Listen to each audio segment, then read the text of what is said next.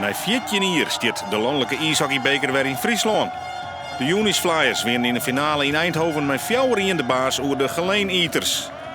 Na verlenen finales in de Oranje 2 seizoenen pakken de Veersters eindelijk weer eens een prijs. We hebben hier zo lang op gewacht. Dus maar vandaag zat er niks anders op. Ik bedoel, we hebben echt als kampioenen gespeeld. We hebben hun geen kans gegeven. En echt terecht gewonnen. Echt, voelt echt lekker. Geen tel joegen de Flyers Geleen het gevoel dat er wat te heljen wie. De ploeg van Mike Nason ziet het oer al boppen op. En dat leveren een 1-0 voorsprong op door Kevin Nijland. Ja, we hadden een powerplay en ik kon hem lekker voor de goal krijgen en met mijn backhand in de verre hoek schieten. Dus ja, het is echt een ongelooflijke ervaring om gewoon om de openingstreffer te scoren. En het is een onbeschrijfelijk gevoel.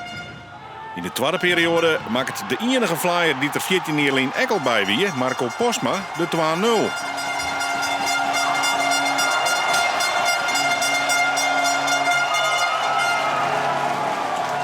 Ja, ik denk geweldig gevoel. 14 jaar geleden was het ook een geweldig gevoel. Toen was ik nog een jong broekie. En nu ben ik een van de oudere jongens en dan mag ik hem weer omhoog houden. In de tweede periode wordt het Jan Terkot, de laatste hoop van de Limburgers, de groen in. 3-0.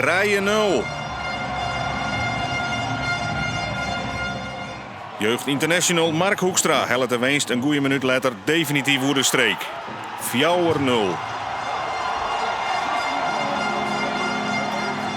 Geleen maakt het nog de eretreffer, maar de beker gaat naar Heerenveen.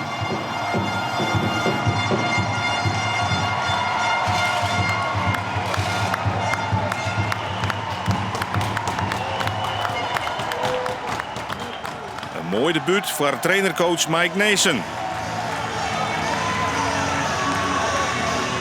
Het is de 11e bekerwinst in de clubhistorie en de eerste onder voorzitterschap van Henk Hoekstra.